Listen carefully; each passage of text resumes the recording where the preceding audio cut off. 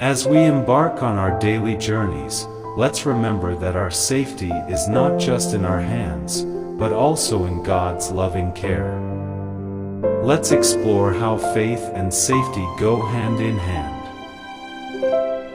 In Proverbs chapter 4, verse 23, we're reminded to guard your heart, for it is the wellspring of life. Wearing a helmet protects our most precious gift, life. Let's be wise and wear our helmets, just as we guard our hearts with faith. The Bible teaches us to be prudent in all your ways, Proverbs chapter 22, verse 3. Speed limits are in place to protect us. Let's respect the rules of the road and arrive safely, just as we strive to live a virtuous life.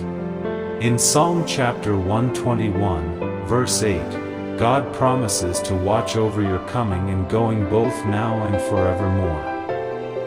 Wearing a seatbelt is our part in this partnership. Buckle up and trust in God's protection. The Apostle Paul reminds us to obey the authorities, Romans chapter 13, verse 1. Traffic signals are in place to maintain order. Let's respect the rules and wait patiently, just as we trust in God's timing.